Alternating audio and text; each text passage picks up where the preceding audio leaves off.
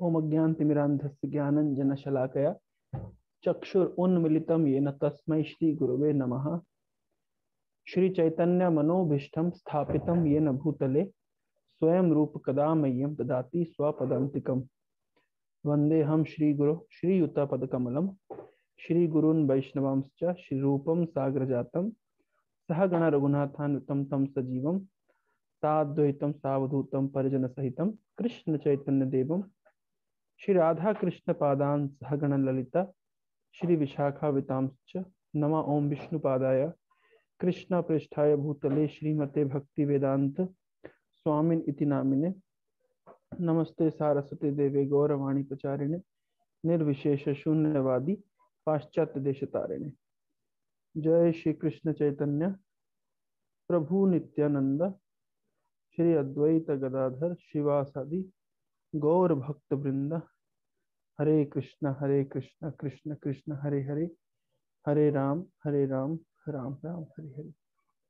हरे कृष्णा, आपका हार्दिक स्वागत है आज के इस भगवद गीता सत्र में। तो लगभग हम लोग प्रथम अध्याय पूरा खत्म कर चुके हैं।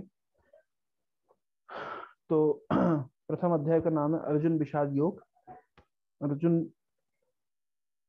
बिविल्डर हो गया है, विषाद में है, मोहग्रस्त हो गया है। जीवन का लक्ष्य अर्जुन को समझ नहीं आ रहा है। युद्ध करने की इच्छा से अर्जुन युद्ध भूमि में गया था, लेकिन लेकिन अब उसकी युद्ध करने की कोई इच्छा नहीं है, तो उसने अपना गांडीव धनुष रख दिया है। तो ये हमने सुना था पिछले सत्र में। और अर्जुन ने बहुत सारे कारण बताए हैं युद्ध नहीं करने के। तो हाँ, प्रथम अध्याय में 4 कारणों का वर्णन किया गया है।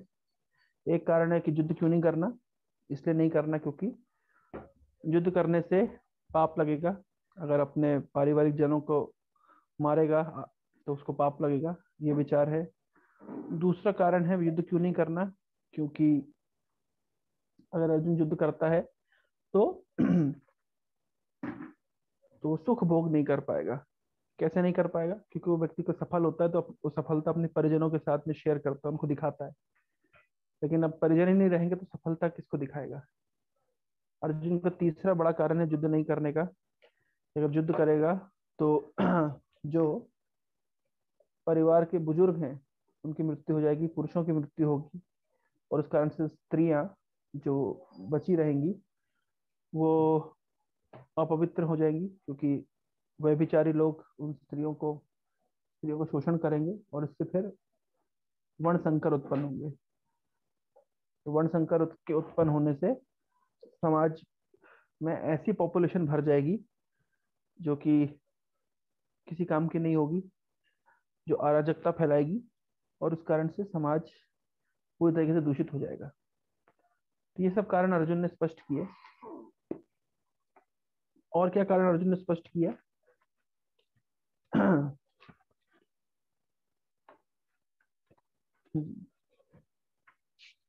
3 कारण हो गए, और किसी को चौथा कारण याद आ रहा है?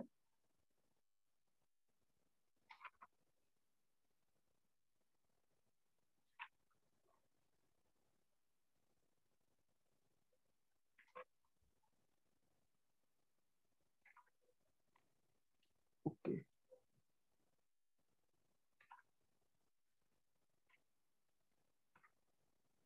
हाँ, अर्जुन को दया आ रही थी, कंपैशन, ये हमने सुना था।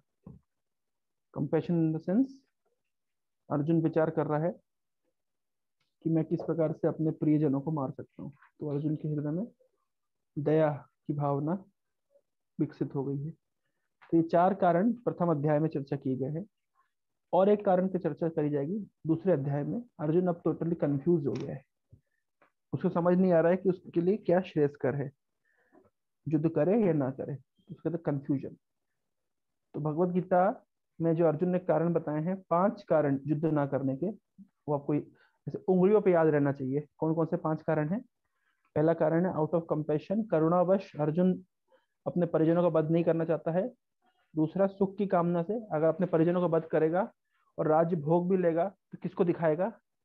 तीसरा, अर्जुन को डर है कि पाप लगेगा। पाप कैसे लगेगा?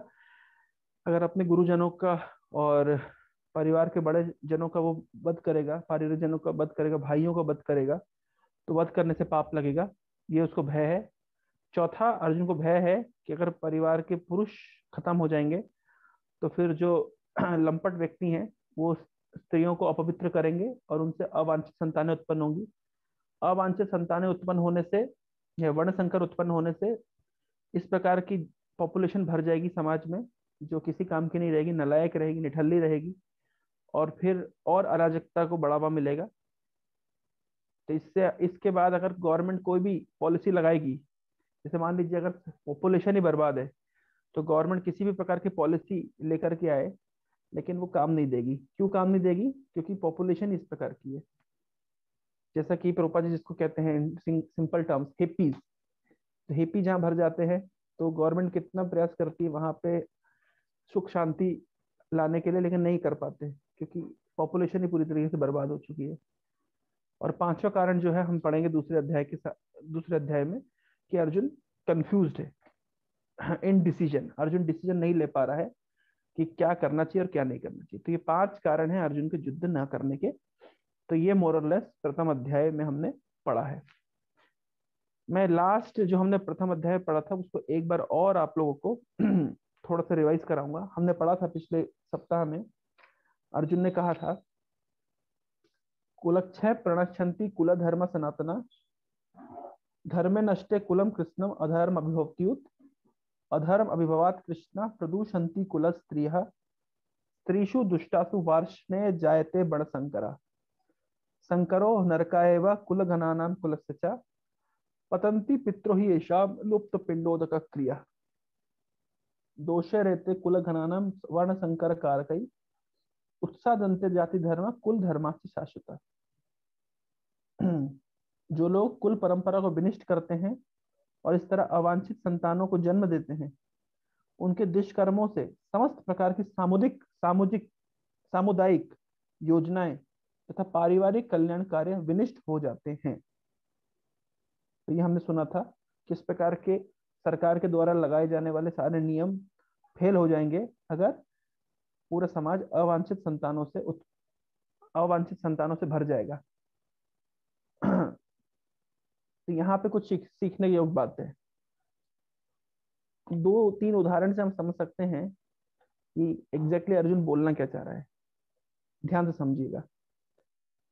जैसे हम उदाहरण लेते हैं हिरण्यकश्यपु का। तो हिरण्यकश्यपु का जन्म कैसे हुआ, इसको सुनना समझना चाहिए ध्यान से। तो शायद हमने इस विषय में चर्चा करी है, फिर से जस्ट रिवाइज करेंगे। हिरण्यकश्यपु का जन्म कैसे हुआ था, तो कुछ इस प्रकार से श्रीमद् भागवतम के तृतीय स्कंद में इस विषय में कथा आती है। कश्यप मुनि की कई पत्नियां हैं, जिनमें से एक पत्नी का नाम है दिति।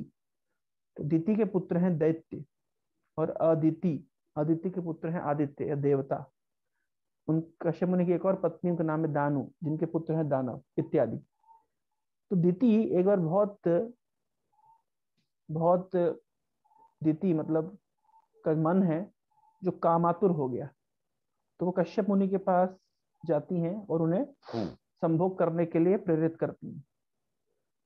तो कश्यप मुनि ने कहा दिति को कि दिति, ये जो अभी समय है ये समय ठीक नहीं है, कुछ समय पश्चात मैं तुम्हारी इच्छा को पूरा करूंगा, लेकिन ये समय अभी ठीक नहीं है, क्योंकि इस समय ये संध्या का समय है और इस समय भगवान शिव अपने गणों के साथ में, भूत पिशाचों के साथ में घूमते हैं, तो ये सही समय नहीं है, हम तुम्हें थोड़ा सा सब्र करना चाहिए। लेकिन दीति क्योंकि बहुत ज्यादा काम आतुर थी, कामासक्त थी, इस कारण से दीति ने कश्यप मुनि की बात नहीं मानी, और उसके बाद में कश्यप मुनि को दीति की इच्छा को पूरा करना पड़ा, जिस कारण से दीति का गर्भ हुआ, जिसमें दो असुर आए, जिनका नाम था हिरण्याक्ष और हिरण्यकश्यपु।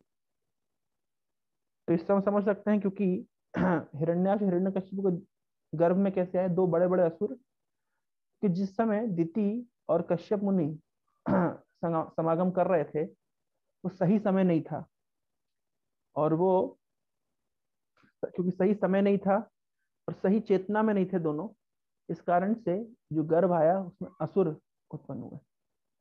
लेकिन हम देखते हैं उसी जगह पर हम देखते हैं प्रहलाद महाराज के उदाहरण। प्रहलाद महाराज का जन्म कैसे हुआ, तो ऐसे नरसिंह पुराण में कथा आती है कि एक बार हिरण्यकश्यपु एक बार युद्ध करने के लिए बाहर जा रहा था। तब उस समय देवराज इंद्र से युद्ध होता था, हमेशा असुरों से युद्ध होता था हिरण्यकश्यपु का। तो नारद मुनि को उन्होंने भेजा कि नारद मुनि आप कुछ करिए हमारी मदद, किस प्रकार से इस प्रकार से असुर बारंबार हम पर अटैक करते हैं। तो नारद मुनि ने विचार किया, तो नारद मुनि ने क्या किया, एक पक्षी का रूप बनाया, एक तोता का या एक अन्य पक्षी का रूप बनाया, और वो जाने के बाद वो एक पेड़ पे बैठ गए और हिरण्यकश्यपु के महल के बाहर। तो जब हिरण्यकश्यपु बाहर निकला महल से, तो उस समय नारद मुनि एक पक्षी के रूप में बैठ करके वहां पे भगवान के नाम पे जप कर रहे थे। तो भगवान के नाम का जप कर रहे थे, तो हिरण्यकश्यपु ने सुबह सुबह जैसे ही बाहर निकला था, भगवान का नाम सुना, तो हिरण्यकश्यप को बहुत क्रोध आया कि अरे सुबह सुबह मेरा दिन खराब कर दिया। जैसे जो जो भक्त होते हैं वो सुबह सुबह भगवान का नाम लेते हैं, विभावरी शेषा आलोक प्रवेशा निद्रा छाड़ी उठ जीवा बोलो हरि हरि मुकुंद मुरारी राम कृष्ण हयग्रीवा। तो विभावरी शेषा आलोक प्रवेशा, विभावरी मतलब रात, रात शेष हो गई है, खत्म हो रही है, और आलोक प्रवेश और सूर्य उदय हो रहा है। निद्रा छाड़ी उठ जीवा, वो जीव नींद छोड़ करके उठो, और उठ के क्या करो, चाय बिस्किट खाओ, न्यूज़पेपर पढ़ो, बोलो हरि हरि मुकुंद मुरारी राम कृष्ण हयग्रीवा। सुबह सुबह उठ करके भगवान का नाम लो, बोलो हरि हरि मुकुंद मुरारी, इस तरह बोलो। हम्म, लेकिन हम देखते हैं आज की जो सभ्यता है उसमें सुबह सुबह उठ करके चाय बिस्किट खाते हैं, टीवी चालू कर लेते हैं, मोबाइल चलाते हैं और न्यूज़पेपर पढ़ते हैं। तो न्यूज़पेपर का अर्थ क्या होता है, संसार का जितना कचरा है वो सब, सारी गंदगी उस न्यूज़पेपर में रहती है, और सुबह सुबह हम उस न्यूज़पेपर को अपने सिर में, उस कचरे को अपने दिमाग में भर देते हैं। अब देखिए एक किसी के स्टेटस पे देखा था मैंने, बढ़िया बात लिखी थी, बोले जिस जब से न्यूज़ देखना बंद किया है ना, तब से फेफड़े भी सलामत हैं और सांसें भी जम के अच्छी चल रही हैं। तो जब से न्यूज़ देखना बंद किया है तो सांसें भी बढ़िया टनाटन चल रही हैं, और फेफड़े भी बिल्कुल बढ़िया है। फेफड़े मतलब लंग्स। तो लेकिन न्यूज़ सुन सुन के corona corona corona corona corona corona, सुबह दोपहर शाम रात, बस जहां जाओ कोरोना कोरोना। तो व्यक्ति इतना भय में रह रहा है, भयम द्वितीय अभिनिवेश तस्यात्। भागवतम में कहा गया कि जब हम भगवान को छोड़कर किसी दूसरी चीज में अभिनिवेश करते हैं, हमारी चेतना को तो हमेशा भय बना रहता है। तो सभी लोग भयभीत है, जबरदस्ती भयभीत है, हर समय corona corona corona. Corona consciousness जहाँ होना चाहिए कृष्णा कॉन्शियसनेस, सुबह सुबह कृष्ण की सुनना चाहिए, सुबह उठते ही कोरोना, कितने लोग संक्रमित हो गए, कितने लोग मर गए, कितने लोग वेंटिलेटर पर है, अरे इससे हमारा क्या लाभ होगा। जैसे अभी कुछ दिन पहले एक बच्चा बताया कि इसके एग्जाम में क्वेश्चन आया था, जो नीरज चोपड़ा ने भाला फेंका है, वो भाले का वजन कितना है। अरे भाले का वजन हम जान भी जाएंगे तो इससे हमारे जीवन में क्या अंतर पड़ेगा। तो भौतिक विद्या इसको कहते हैं जो किसी काम की नहीं है। जड़ विद्या जत मायार वैभव, तुम्हार भोजने बाधा, महाजनमिया अनित्य संसारे, जीव के करो गाधा, ते गाधा होए संसारे रा बोझा, बहिनु अनेक काल। भक्तिनाथ ठाकुर कह रहे हैं जड़ विद्या जत मायार वैभव, ये जड़ विद्या है, मेटेरियल एजुकेशन, मेटेरियल नॉलेज, ये मायार वैभव, ये माया का वैभव है। हाँ, ये सब इल्यूजरी, भगवान की इल्यूजरी एनर्जी, माया शक्ति का वैभव है। जड़ विद्या जित मायार वैभव, तुम्हारा भजन बाधा। और सबसे बड़ी समस्या यह है जड़ विद्या में, तुम्हारा भजन बाधा, भगवान के भजन में यह बाधा है। कैसे, क्यों बाधा है, मोह जन्मिया अनित्य संसार है। संसार अनित्य है, लेकिन जड़ विद्या हमको कन्विंस कर देती है कि जैसे हमको अनंत काल के लिए यहाँ पे रहना है। मोह जन्मिया अनित्य संसारे, और जीवों के करो है गधा। और जीवात्मा को क्या बना देती है ये भौतिक विद्या? गधा बना देती है। तो गधा क्या करता है? से गधा होए संसारे रा बोझा, वही नु अनेक काल। और गधा होकर के जीव संसार का बोझ वहन करता है अनेक काल, बहुत समय तक। तो भक्तिविनोद ठाकुर इस गीत में कह रहे हैं कि जीवात्मा को गधा बना देती है जड़ विद्या। तो हम सुबह सुबह उठ करके ये फालतू की चीजें सुनना शुरू करते हैं। लोगों की बीमारी होती है। अब लोगों को आप कहिए कि क्या सुबह से शुरू कर दिया कोरोना कोरोना सुनना, तो बोले नहीं, हमको कॉशियस होना चाहिए, प्रिकॉशन लेना चाहिए। देखिए, प्रिकॉशन आप कितना भी ले लेंगे, एक दिन मरना निश्चित है। जातः सही ध्रुवम मृत्यु, ध्रुवम जन्म मृत्यु। और जो इतना बुद्धिमान व्यक्ति है वो कोरोना का प्रिकॉशन ले रहा है, तो एक दिन मृत्यु आएगी, उसके लिए कोई प्रिकॉशन ले रहा है? एक दिन उसको ये संसार छोड़ के कभी जाना ही पड़ेगा, उसके लिए कुछ प्रिकॉशन लिया? अपने अगले जन्म को सुधारने के लिए कुछ प्रिकॉशन लिया? मृत्यु के बाद कहाँ जाएगा उसके कुछ प्रिकॉशन लिया? नहीं लिया। तो इससे पता चलता है कि व्यक्ति केवल अपने आप को बुद्धिमान दिखा रहा है, ये बुद्धिमान है नहीं। जैसे जब वो व्यक्ति बोल रहा है कि मुझे हमें कोरोना के प्रति सतर्क होना चाहिए, तो हमें इससे भी सतर्क होना चाहिए। कोरोना से मृत्यु नहीं आएगी तो हार्ट अटैक से आएगी, हार्ट अटैक से मृत्यु नहीं आएगी तो कैंसर होगा, कैंसर नहीं होगा तो बुढ़ापा आएगा, बीमारी और कोई बीमारी आएगी। एक ना एक दिन मरना है। तो उसकी क्या प्लानिंग है हमारी?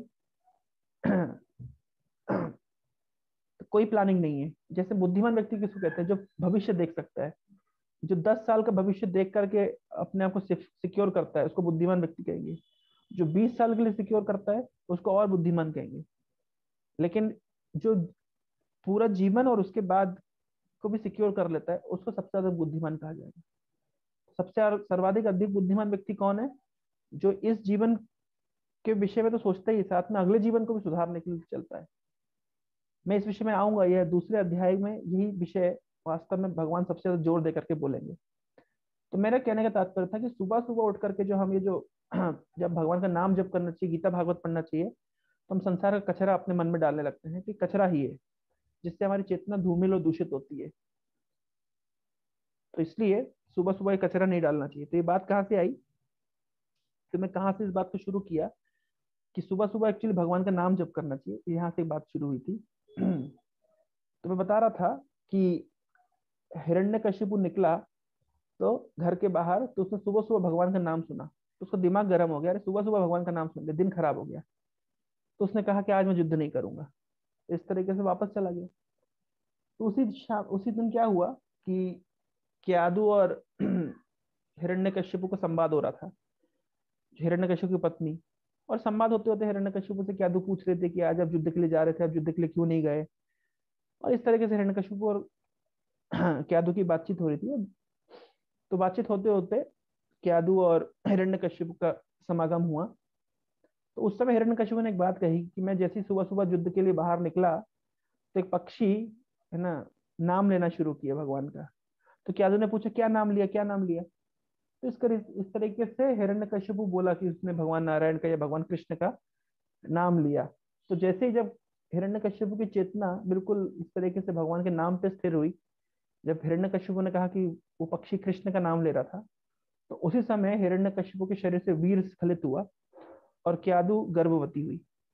और उसके बाद हम जानते हैं कि क्यादु के गर्भ में एक महाभागवत भक्त प्रहलाद महाराज का उदय हुआ।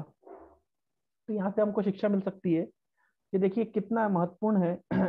हिरण्यकशिपु का जन्म से हमको पता चलता है किस प्रकार से संसार में असुर आते हैं, और प्रहलाद महाराज के जन्म से पता चलता है किस प्रकार से भक्त आते हैं। तो समागम के वक्त, स्त्री और पुरुष के समागम के वक्त किस प्रकार की चेतना होती है उनकी, उस पर निर्भर करता है कि भावी संतान किस प्रकार की होगी। तो अगर स्त्री और पुरुष की चेतना शुद्ध है और भगवत चरण में लगी हुई है, भगवान के चरणों में लगी हुई है, तो फिर उनके उनके समावेश से, समागम से एक भक्त जन्म लेगा। लेकिन अगर स्त्री और पुरुष केवल काम वासना के लिए एक दूसरे के निकट हैं, तो उनसे जो पुत्र जन्म लेगा वो आसुरिक प्रवृत्ति का होगा। और आसुरिक प्रवृत्ति का जब पुत्र जन्म लेगा, वो क्या करेगा? क्योंकि वो आसुरिक प्रवृत्ति का पुत्र होगा तो वो आसुरिक कार्यों में लिप्त होगा। जैसे मान लीजिए इस संसार में प्रहलाद महाराज जैसे महान भक्त भी आए हैं, शिला प्रभुपाद जैसे महान भक्त भी आए हैं, और इस संसार में हिटलर जैसे लोग भी आए हैं, ओसामा बिन लादेन जैसे लोग भी आए हैं। तो इस तरह किस तरह संभव हुआ? तो वास्तव में एक व्यक्ति की चेतना उसके माता पिता के ऊपर भी निर्भर करती है। तो एनीवे, तो यहाँ पे जो बताया जा रहा है कि अगर मतलब स्त्री और पुरुष दूषित हो जाएंगे, क्योंकि कोई कुल परंपरा नहीं रहेगी, तो उससे अवांछित संतानें उत्पन्न होंगी। और अवांछित संतानें मतलब ऐसी संतानें जो केवल माता पिता के काम वासना के फलस्वरूप जन्म ली है। तो इस प्रकार के बच्चों की चेतना भी बहुत निम्न स्तर की होगी, और वो उस तरह के बच्चे आध्यात्मिक विषय में उनकी कोई जिज्ञासा नहीं रहेगी। और इतना ही नहीं, उनके अंदर आसुरिक गुण होंगे। आसुरिक गुण भगवान 16वें अध्याय में बता रहे हैं। आप लोग को समय मिले तो पढ़िएगा कैसे कैसे कौन कौन से आसुरिक गुण होते हैं। जैसे भगवान 16वें अध्याय में बता रहे हैं कि किस किस प्रकार के आसुरिक गुण होते हैं। भगवान कह रहे हैं, ध्यान से सुनिएगा। भगवान कह रहे हैं दंभो दर्पो अभिमानश्च क्रोध पारुषमेव च अज्ञानम चाभिजातस्य पार्थ संपदम आसुरिम। हे पृथा पुत्र, दंभ, दर्प, अभिमान, क्रोध, कठोरता, अज्ञान, ये सब आसुरिक स्वभाव वालों के गुण हैं। प्रवृत्तिम च निवृत्तिम च जना ना विदुरासुरा ना शौचम ना पि चाचारो ना सत्यम तेषु विद्यते। जो आसुरी हैं वे नहीं जानते कि क्या करना चाहिए और क्या नहीं करना चाहिए। ना तो उनमें पवित्रता, ना उचित आचरण, और ना ही सत्य पाया जाता है। असत्यम अप्रतिष्ठम ते जगत आहुर अनीश्वरम अपरस्परम संभूतम किम अन्यत काम हेतुकम। वे कहते हैं कि जगत मिथ्या है और इसका कोई आधार नहीं है, इसका कोई नियमन नहीं है, कोई ईश्वर नहीं है। उनका कहना है कि ये काम इच्छा से उत्पन्न होता है और काम के अतिरिक्त कोई अन्य कारण नहीं है। ऐसे निष्कर्षों का अनुगमन करते हुए आसुरिक लोग, जिन्होंने आत्मज्ञान खो दिया है, जो बुद्धिहीन है, ऐसे अनुपयोगी एवं भयावह कार्यों में प्रवृत्त होते हैं जो संसार का विनाश करने के लिए होता है। कभी न संतुष्ट होने वाले काम का आश्रय लेकर तथा गर्व के मद में एवं मिथ्या प्रतिष्ठा में डूबे हुए आसुरिक लोग इस तरह मोहग्रस्त होकर सदैव क्षणभंगर वस्तुओं के द्वारा अपवित्र का कर्म का व्रत लिए रहते हैं। तो इस प्रकार से ये सब असुरों के लक्षण बता रहे हैं। प्रवृत्तिम चा निवृत्तिम चा जना ना विदुर असुर, क्या करना चाहिए क्या नहीं करना चाहिए उन्हें नहीं पता। न सत्यम न शौचम न चारो तेषु विद्यते, न उनके उचित आचरण है न सत्य है। तो इस प्रकार के आसुरिक व्यक्ति, तो ये गुण उनके अंदर कहां से आए? जन्म से ही उनके अंदर ये गुण आ गए। तो एक व्यक्ति के संस्कार अलग अलग तरीके से बनते हैं। एक किस प्रकार का संग करता है, किस प्रकार में, किस परिवार में रहता है, किस प्रकार की मूवी देखता है, किस प्रकार के बुक्स पढ़ता है। लेकिन कुछ कुछ परसेंटेज होता है उसके संस्कारों का जो उसके साथ जन्म से उसके साथ आता है। तो ये भी बहुत महत्वपूर्ण है। तो अब इसलिए यहाँ पे जो अर्जुन इस बात को कह रहा है कि अगर कुल परंपरा विनिष्ट हो जाएगी तो वहां पे कुछ पवित्रता नहीं रहेगी, स्त्रियां दूषित होंगी, और दूषित स्त्रियों से अवांछित संतानें उत्पन्न होंगी।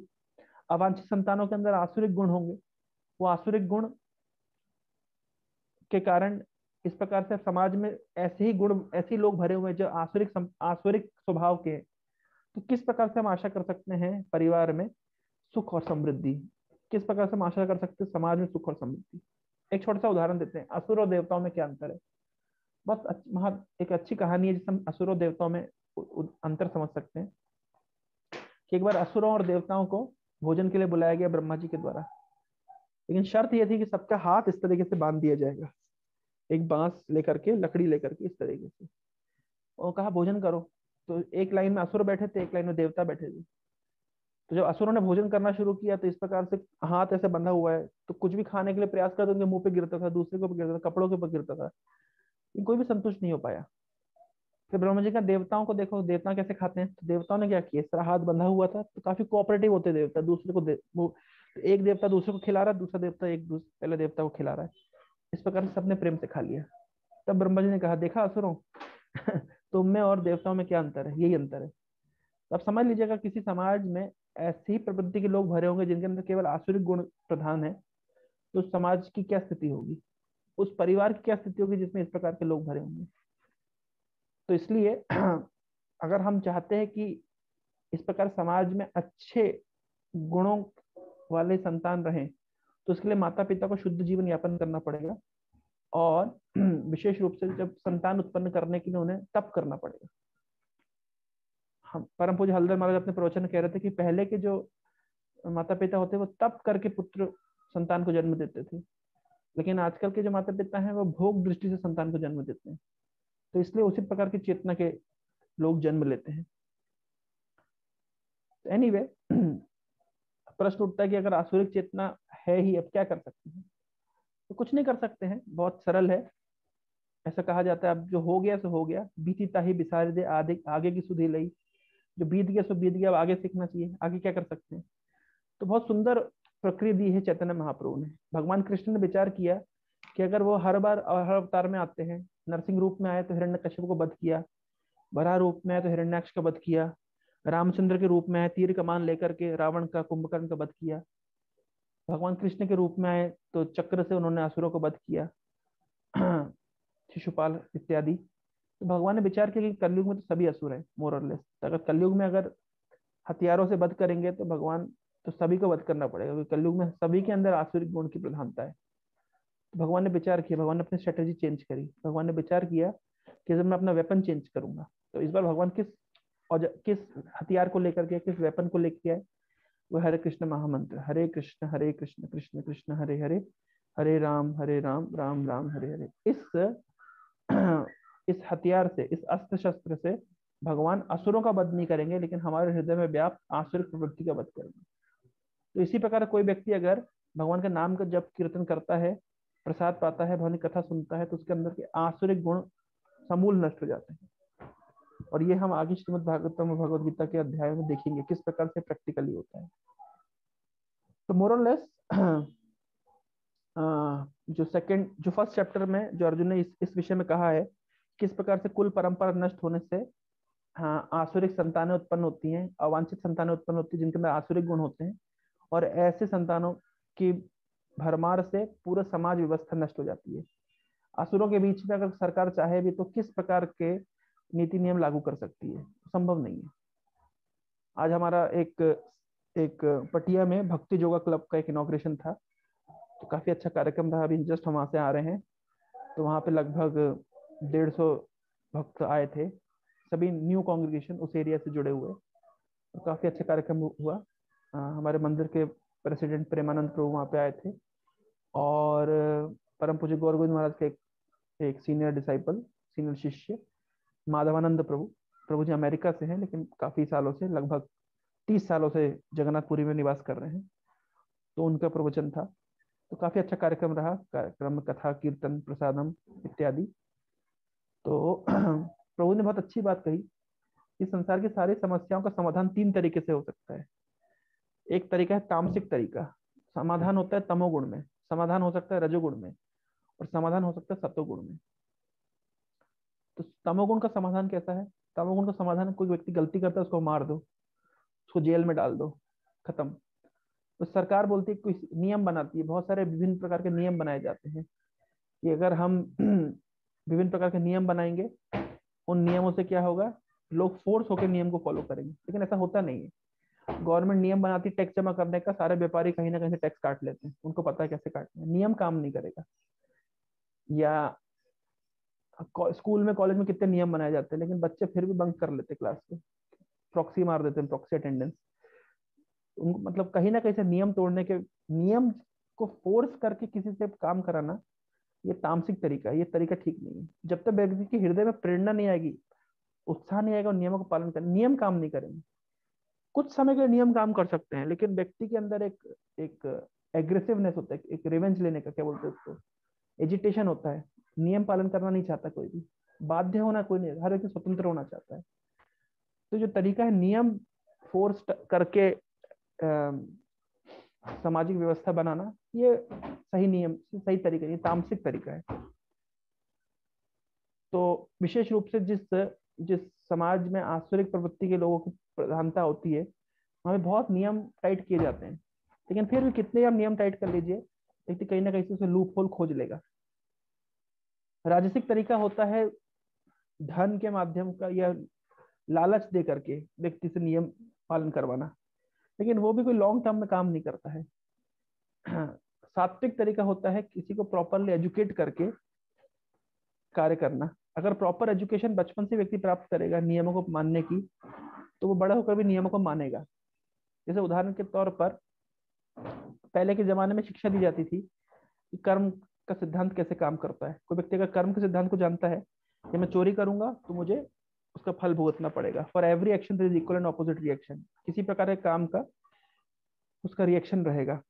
तो इस प्रकार से पहले जमाने में बच्चों को सिखाया जाता था।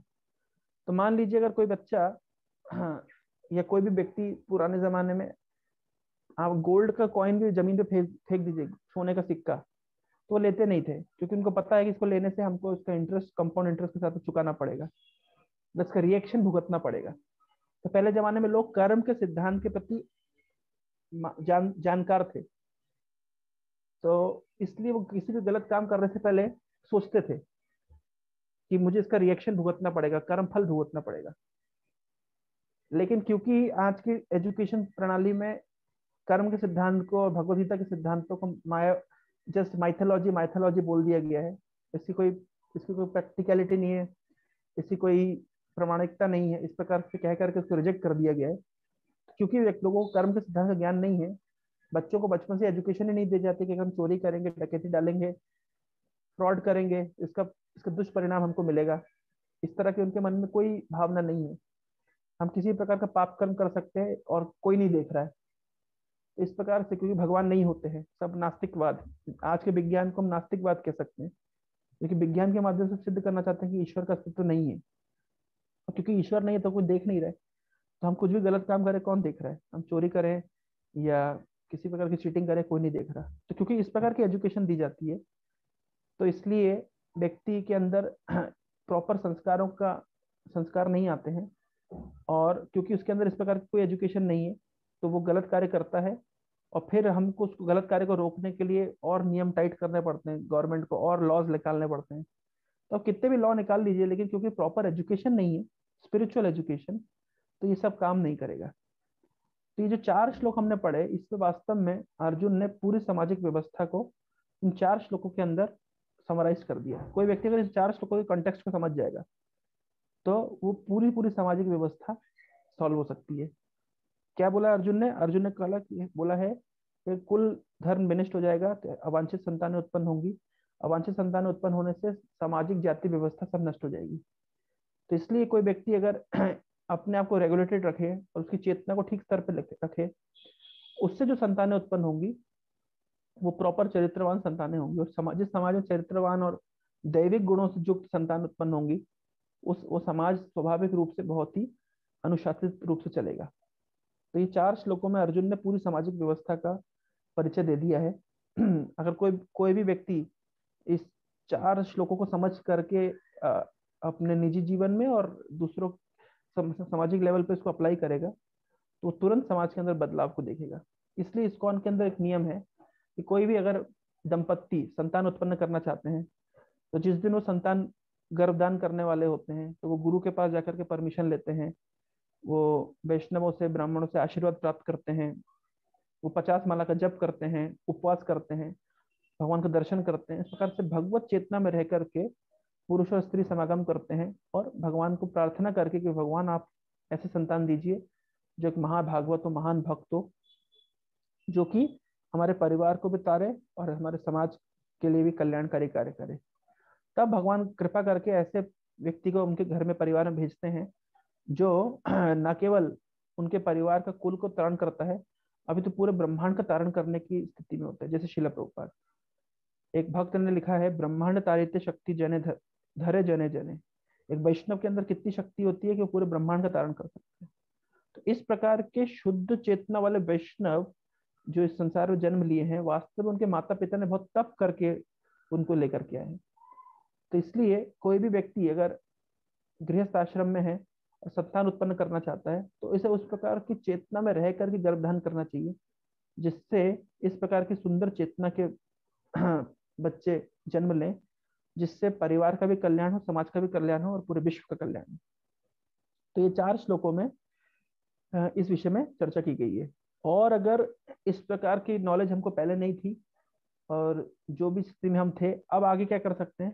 तो अगर हम इस कृष्ण भावनामृत आंदोलन का आश्रय लेंगे, भगवान के नाम का आश्रय लेते हैं, भगवत गीता, श्रीमद् भागवतम इत्यादि ग्रंथों का आश्रय लेते हैं, वैष्णवों का आश्रय लेते हैं, तो हमारे अंदर के हम आसुरिक प्रवृत्ति को मार सकते हैं और एक दैविक और अपने अंदर दैविक गुणों का हम विकास कर सकते हैं। ये इस विषय में इन 4 श्लोकों में से इंगित किया जा रहा है। इसी के साथ प्रथम अध्याय खत्म होता है, अध्याय 2 की शुरुआत हो रही है। इसको प्रभुपाद जी ने नाम दिया है गीता का सार। वास्तव में पूरे दूसरे अध्याय के अंदर पूरी भगवत गीता का सार है, और उसके बाद में जस्ट जो बचता है तीसरे अध्याय से, वो क्वेश्चन आंसर सेशन जैसा है। जैसे क्लास के बाद में क्वेश्चन आंसर सेशन होता है, तो भगवत गीता ने दूसरे अध्याय में गीता का प्रवचन पूरा कर दिया है, और उसके बाद में अर्जुन ने जो भी दूसरे अध्याय में सुना उससे संबंधित बहुत सारे प्रश्न पूछे, जिसका उत्तर भगवान कृष्ण प्रस्तुत कर रहे हैं। तो अध्याय 2 one of the biggest chapter है, सबसे बड़ा अध्याय 18वां अध्याय। इसमें 78 श्लोक हैं लेकिन दूसरे अध्याय में 72 श्लोक है, तो काफी बड़ा अध्याय है ये भी। इसको हमें काफी समय लगेगा इसको पढ़ने में। बात समय की नहीं है, बात यह है कि हम हर चीज को सटीक रूप से समझते हुए आगे बढ़े। मुझे पता है कि एक बात सुनने में बहुत सारी चीजें समझ नहीं आती है, कुछ कुछ चीजें ऊपर से चली जाती है, तो कोई बात नहीं, उसको बारंबार सुने, बारंबार पढ़ें, कुछ समझ नहीं आ रहा उसको डिस्कस करें। इस तरीके से उत्साह उत्साह के साथ हम इस कॉन्सेप्ट को समझेंगे, तो जितना सीखेंगे उतना हम आगे बढ़ते चले जाएंगे। भगवत गीता एक ऐसा ग्रंथ है, आप उसको बारंबार पढ़ेंगे, जितनी बार पढ़ेंगे तो उतनी बार आपको मोर और मोर रियलाइजेशन, नए ज्यादा से ज्यादा रियलाइजेशन अनुभव होंगे, और हर बार नई चीज सुनने के लिए, सीखने के लिए आपको मिलेगी। तो अध्याय 2 में हम प्रवेश कर रहे हैं। अध्याय 2 गीता का सार। संजय उवाच तम तथा कृपयाभिष्टम अश्रुपूर्ण कुलेक्षणम विषीदंतम इदम वाक्य उवाच मधुसूदना। तो ये बहुत महत्वपूर्ण श्लोक है। यहाँ पे बोल रहे हैं तम तथा कृपयाभिष्टम, संजय ने कहा, संजय उवाच, तम मतलब अर्जुन के प्रति, तथा इस प्रकार, कृपया आविष्टम करुणा से अभिभूत होकर के, अश्रुपूर्ण कुलेक्षणम, अश्रुपूर्ण कुलेक्षणम, आंखों आंखें अर्जुन की आंखों आंखें जो है अर्जुन की आंसुओं से भर गई। विषीदंतम, विषीदंतम मतलब शोक युक्त, पूरा शोक से, इदम वाक्यम उवाचा मधुसूदना, तो करुणा से व्याप्त शोकयुक्त अश्रुपूर्ण नेत्रों वाले अर्जुन को देखकर मधुसूदन कृष्ण ने ये शब्द कहे। तो संजय किसको सुना रहा है, संजय धृतराष्ट्र को सुना रहा है कि अर्जुन को कैसा देखकर, किस अवस्था में देखकर, कृपयाभिष्टम अश्रुपूर्ण कुलेक्षणम। तो एक तो कृपयाभिष्टम, कृपयाभिष्टम, कृपया मतलब करुणा से आविष्ट अर्जुन की स्थिति कैसी है। अर्जुन अपने परिजनों को मारना नहीं चाहता, उसका हृदय पूरे दया से भर गया है। कृपयाभिष्टम अश्रुपूर्ण कुलेक्षणम, उसकी आंखें आंसुओं से भर गई है। विषीदंतम, और पूरी तरीके से शोक युक्त है। ऐसी अवस्था में मधुसूदन ने अर्जुन को ये शब्द कहे। तो क्या शब्द कहे वो दूसरे दूसरे श्लोक से सुनेंगे, लेकिन ये शब्द कहे, किसने कहे, मधुसूदन ने कहे। तो ये बहुत ही महत्वपूर्ण परपट तात्पर्य प्रोपा जी लिखते हैं। यहाँ से 2-3 मुख्य चीजें सीखने वाली है। प्रोपा जी लिख रहे हैं संजय ने कहा, करुणा से व्याप्त शोक युक्त अश्रुपूरित नेत्रों वाले अर्जुन को देखकर मधुसूदन कृष्ण ने ये शब्द कहे। तात्पर्य, भौतिक पदार्थों के प्रति करुणा, शोक तथा अश्रु, ये सब असली आत्मा को ना जानने के लक्षण हैं। शाश्वत आत्मा के प्रति करुणा ही आत्म साक्षात्कार है। तो प्रोपा जी लिख रहे हैं यहाँ पे एक बहुत बड़ी बात लिख रहे हैं, भौतिक पदार्थों के प्रति करुणा, कंपैशन, शोक, लेमेंटेशन, अश्रु, टीयर्स, ये सब दिखा रहा है कि व्यक्ति आत्मा के विषय में कुछ भी नहीं जानता है। भौतिक पदार्थों के प्रति करुणा, कंपैशन फॉर मेटेरियल ऑब्जेक्ट्स, ये एक ऐसा वर्ड है जिसको समझना बहुत महत्वपूर्ण है, जिसको समझने से हमारा बहुत सारा कॉन्सेप्ट क्लियर हो जाएगा। ध्यान से सुनिएगा क्या। जैसे एक एक संसार में कॉन्सेप्ट चलता है, मानव सेवा ही माधव सेवा है। सुना है आप लोगों ने? आप लोग हैं यहाँ पे? मैं देख, मुझे किसी को तो देख नहीं पा रहा हूँ। सब है, लेकिन कोई दिख नहीं रहा है। अगर आप लोग वीडियो चालू करते हैं तो मैं देख पाता। एनीवे तो एक कॉन्सेप्ट है, मानव माधव सेवा ही मानव सेवा है। नहीं, मानव सेवा ही माधव सेवा है। तो ये बहुत प्रचलित व्याख्यान है। तो लाइट चला तो वास्तविक सच क्या है? मानव सेवा माधव सेवा है या माधव सेवा मानव सेवा है? क्या लगता है? आप लोग बोल सकते हैं, मानव सेवा माधव सेवा है या माधव सेवा मानव सेवा है? क्या सही है?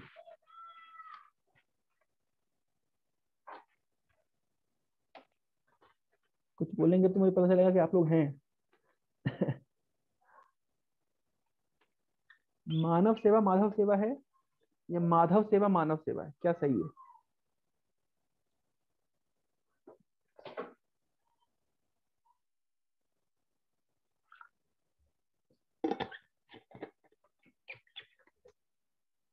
कुछ सही नहीं है। कोई कुछ बोलना नहीं चाहता है। ठीक है।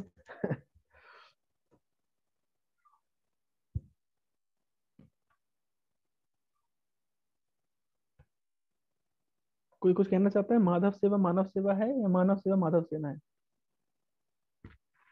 आप नहीं बोलेंगे तो मैं पूछूंगा। आशीष प्रभु आप बताइए, मानव सेवा माधव सेवा है या माधव सेवा मानव सेवा है?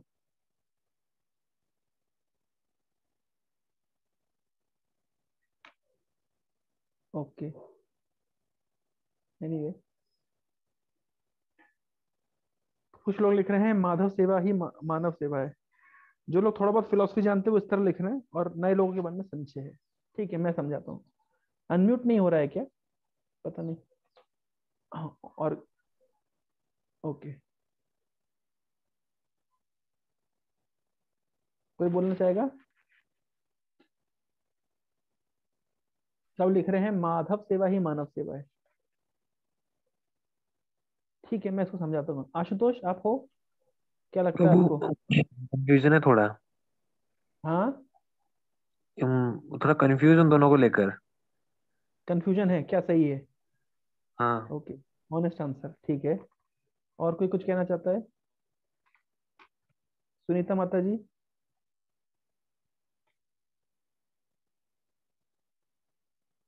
है क्या माता जी? माधव मानव सेवा, सेवा ही माधव सेवा है। मानव सेवा ही माधव सेवा है, ठीक है। ओके, और कोई? निवेदिता माता जी?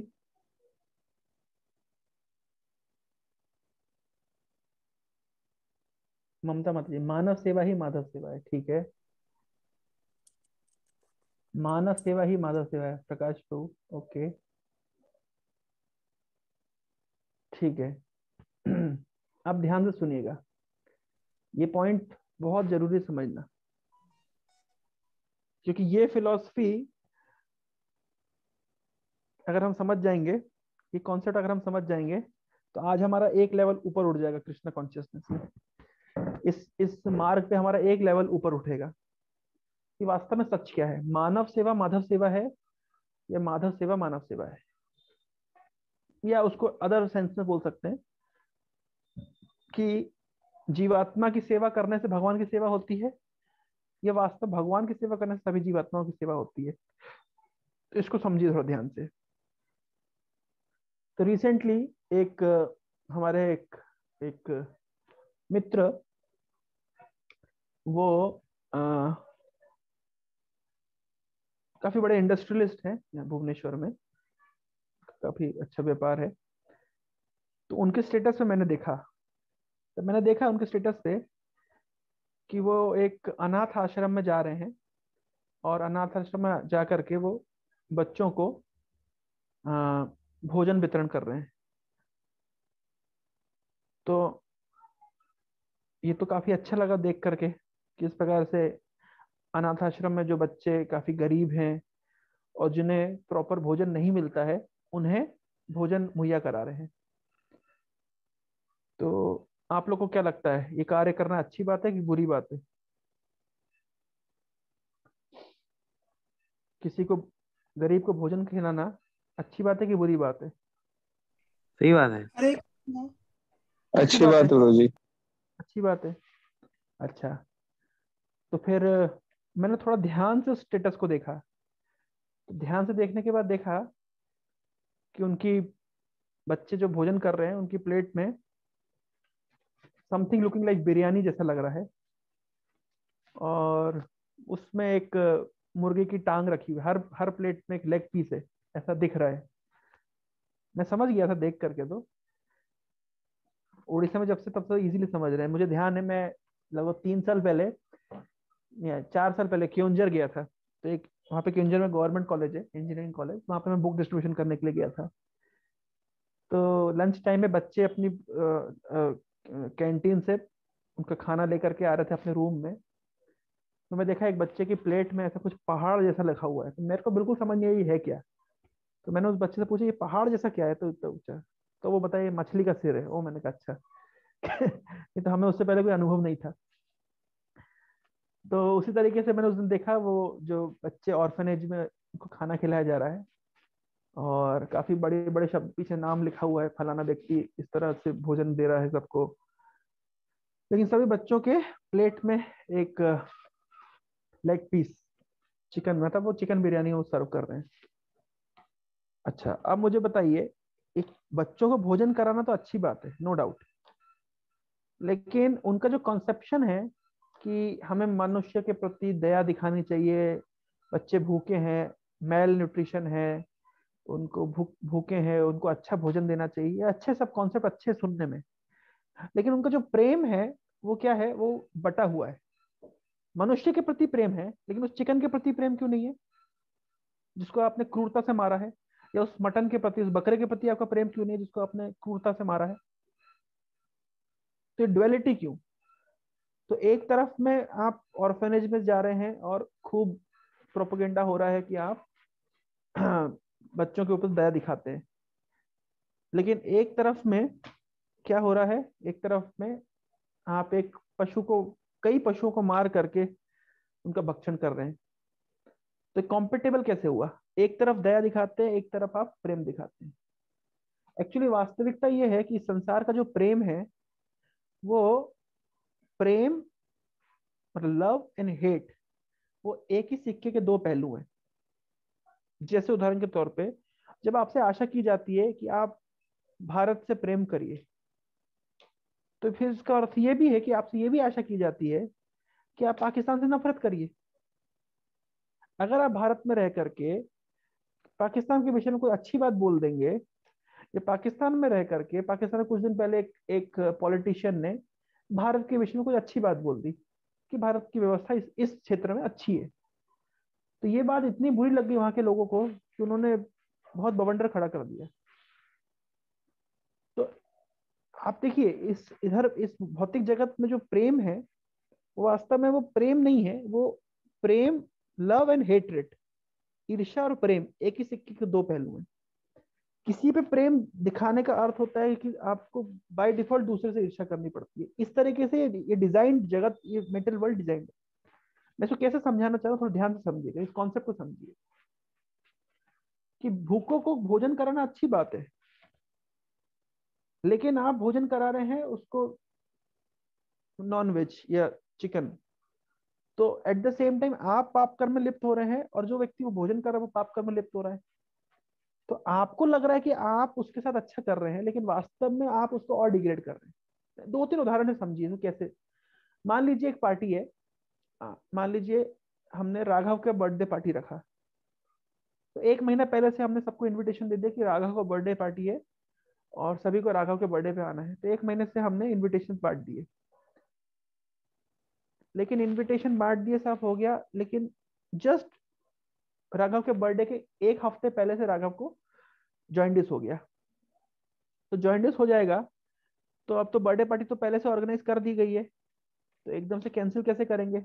दूर दूर से रिलेटिव्स आ रहे हैं बर्थडे पार्टी में, तो कैंसिल नहीं कर पाएंगे। तो उन्होंने कहा ठीक है, कोई बात नहीं, हम नॉर्मल बर्थडे पार्टी करेंगे, तो सबके लिए फीस्ट होगा, सबके लिए बहुत सारे आइटम बनाए जाएंगे खाने के लिए, लेकिन राघव को बॉइल्ड सब्जी खानी पड़ेगी, सिंपल चपाती और बॉइल्ड सब्जी, क्योंकि राघव अभी मतलब फ्राइड आइटम नहीं खा सकता। तो सभी लोग फ्राइड आइटम खा रहे हैं, पकोड़ा खा रहे हैं, समोसा खा रहे हैं, कचौड़ी खा रहे हैं, पिज्जा खा रहे हैं, हाँ, और विभिन्न प्रकार के व्यंजन खा रहे हैं। लेकिन राघव को हमने सर्व किया है बॉइल्ड सब्जी, बॉइल्ड पोटैटोज और चपाती। अच्छा, ये बात राघव को कैसी लगेगी? अच्छी नहीं लगेगी, बुरी लगेगी। अरे सब लोग फीस्ट कर रहे हैं लेकिन मेरे को इतना बॉइल्ड चीज मिल रहा है। तो राघव बोल सकता है कि मेरी मम्मी कितनी क्रूअल है, देखो कितनी क्रूर है, कि वो सबको उन्होंने अच्छे अच्छे आइटम दे रहे हैं लेकिन मेरे लिए बॉइल्ड सब्जी। तो ऐसा सोच सकता है। लेकिन आप बताइए, राघव की मम्मी क्रूअल है कि नहीं है? राघव की मम्मी जो काम कर रही है वो अच्छा कर रही है कि बुरा कर रही है? राघव को फ्रेंच फ्राइज नहीं दे रहे हैं, समोसा नहीं दे रहे हैं, कचौड़ी नहीं दे रहे हैं, पिज्जा नहीं दे रहे हैं, बॉइल्ड वेजिटेबल्स और सिंपल चपाती दे रहे हैं। ये राघव के लिए अच्छा है या बुरा है? तो नेचुरल सी बात है, ये राघव के लिए अच्छा है। लेकिन सब लोग कह रहे हैं देखो देखो, राघव की मम्मी कितनी क्रूर है ना। राघव की मम्मी को उसको देना चाहिए था अच्छा भोजन, लेकिन नहीं दे रही। अब कोई व्यक्ति ने सोचा, किसी राघव के फ्रेंड ने सोचा कि चलो मैं छुपके से राघव को समोसा खिला देता हूँ। और राघव तो लालची है ही, वो तो खाना चाहता ही है। तो किसी फ्रेंड ने उसको छुपके से लेके गया और राघव को 2 समोसे खिला दिए। अब जॉइंडिस में राघव को समोसे खाएगा, क्या होगा? उसकी बीमारी कम होगी कि बढ़ जाएगी? उसकी बीमारी बढ़ जाएगी। तो अब मुझे बताइए कि राघव को जो समोसा खिलाने का जो कार्य था, वो वो अच्छा कार्य था या बुरा कार्य था? क्या राघव को समोसा खिलाना अच्छी बात है, लेकिन राघव को समोसा नहीं दिया तो उसकी मम्मी ने जान करके कि राघव बीमार है, तो राघव को अभी समोसा देना अच्छी बात थी कि बुरी बात थी? इससे राघव की तबीयत खराब और हो जाएगी। तो उसी प्रकार से हमको समझना पड़ेगा कि भगवान ने विभिन्न प्रकार के जीवों को विभिन्न प्रकार की अवस्था में रखा है। किसी को बहुत गरीब बनाया है, किसी को बीमार किया है, किसी को अलग अलग डिजीज हो गई है, कोई हैंडीकैप्ड है, अपंग है। भगवान ने सबको ऐसी अवस्था में क्यों रखा है? हम भगवान तो सबके पिता है ना, सभी के पिता है, भगवान परमेश्वर है। लेकिन भगवान ने सबको इन अलग अलग अवस्था में क्यों रखा है? भगवान सबको धन क्यों नहीं देते? भगवान सबको अच्छी हेल्थ क्यों नहीं देते? भगवान सबको भोग की समग्र सामग्री क्यों नहीं देते? क्योंकि भगवान जिस प्रकार से राघव की मम्मी ने राघव को बॉइल्ड सब्जी दी लेकिन फ्राइज नहीं दिया, क्यों? क्योंकि उसके हित के लिए नहीं है। उसी प्रकार से हमारे परम पिता परमेश्वर भगवान कृष्ण सबको अलग अलग अवस्था में रखते हैं। तो किसी को गरीब रखा है, किसी को अपंग अवस्था में रखा है, किसी को डिजीज अवस्था में रखा है। तो हमें ये नहीं समझना चाहिए कि भगवान पक्षपात कर रहे हैं। वास्तव में व्यक्ति बीमार है किसी किसी कारण से, आध्यात्मिक रूप से। हमने विभिन्न प्रकार के पाप कर्म किए जिसको हमको कभी ना कभी भोगना पड़ेगा। तो इसलिए भगवान ने हमको अलग अलग अवस्था में रखा है। अब मान लीजिए राघव को जो दोस्त राघव को समोसे खिला देगा और सोचेगा देखो मैं कितना महान हूँ, राघव की मम्मी तो उसको नहीं देती थी, मैंने दिया है, मैं कितना महान हूँ, इस तरह सोचेगा। तो वास्तव में वो महान नहीं, वो मूर्ख है। उसी प्रकार से हम, कुछ लोग होते हैं जो कुछ थोड़ा बहुत चैरिटी करके अपने आप को महान समझते हैं कि अरे ये तो भूखे थे, मैंने इनको भोजन दिया है, इनके पास तो पैसा नहीं था, मैंने उनको पैसा दिया है। भगवान ने तो उनको बीमार पैदा किया था, भगवान ने तो उनको असहाय पैदा किया था, मैंने उनकी सहायता करी है। इसका अर्थ क्या है? वो व्यक्ति बोलना चाह रहा है मैं भगवान से भी बढ़कर हूं। अकबर के दरबार में अकबर के पिताजी के एक मित्र थे, हुमायूं के एक मित्र थे, उनका नाम था बहरम खान। तो बहरम खान की पत्नी से अकबर ने बाद में विवाह कर लिया था, और उनका एक पुत्र था जो आगे चल के बहुत महान भक्त रहीम दास के नाम से जाने गए। तो जो अकबर के नवरत्नों में से भी एक थे रहीम दास। तो रहीम दास जी भगवान कृष्ण के महान भक्त थे। तो रहीम दास जी की अच्छी मित्रता थी तुलसीदास जी के साथ। तो तुलसीदास जी ने एक चिट्ठी लिख के उनको भेजी रहीम दास जी को। रहीम दास जी क्योंकि राजा के पुत्र थे, एडॉप्टेड सन ऑफ अकबर, और राजा के दरबार में सेवा करते थे, तो बहुत धनी थे। तो रहीम दास जी दान दिया करते थे खूब सारा। तो जब दान देते थे तो उनका एक पिक्यूलियर स्टाइल था, वो दान देने का स्टाइल, वो हाथ उठाते थे दान देने के लिए और आंखें झुका लिया करते थे। तो आंखें झुका लेते थे, दान देते समय किसी को देखते नहीं थे। तो उनसे तुलसीदास जी ने चिट्ठी लिख के भेजी। उन्होंने लिखा कि ऐसी देनी देन ज्यों कित सीखे हो सैन, मेरे मित्र ऐसी देनी तुमने कहाँ देना सीखा है? जो जो कर ऊंचो करो, त्यों त्यों नीचे नैन। जैसे जैसे तुम्हारे हाथ ऊपर उठते हैं, तुम्हारी आंखें नीचे आ जाती हैं। तो तुलसीदास जी के प्रश्न पढ़ने के बाद रहीमदास जी उत्तर लिख के बोलते हैं। तो रहीमदास जी लिखते हैं, देनहार कोई और है, भेजत जो दिन रैन। अरे देने वाला कोई और है, हाँ, जो सुबह रात सुबह शाम भेज रहा है। लोग भरम हम पर करें, तासों नीचे नैन। लेकिन लोग हम लोग ऐसा ना सोचने लग जाए कि देने वाला मैं हूं, मैं दे रहा हूं, इसलिए मैं अपनी आंखें झुका लेता हूं।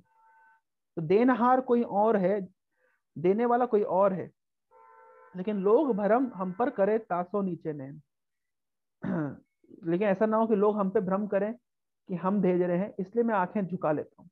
तो कहने का तात्पर्य ये है कि रहीमदास जी जो किसी को दान देते थे, तो उनके मन में ये भावना होती थी कि ये कृष्ण दे रहे हैं, मैं नहीं दे रहा हूँ, मेरी कोई योग्यता नहीं देने की।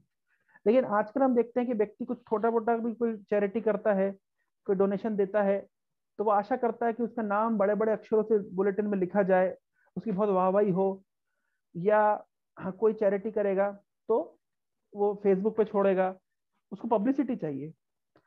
तो इतना जो स्टेटस पे हम छोड़ रहे हैं कि हम बहुत चैरिटी कर रहे हैं, लेकिन हम एक वास्तव में पाप कर्म कर रहे हैं और अपने आप को बहुत महान समझ रहे हैं कि ये बच्चे तो मेल न्यूट्रिशन में थे, इनको तो कोई भोजन नहीं था, भगवान ने इनको ऐसे अवस्था में रखा, लेकिन मैं कितना महान हूं देखो कि मैं इनको भोजन करा रहा हूँ।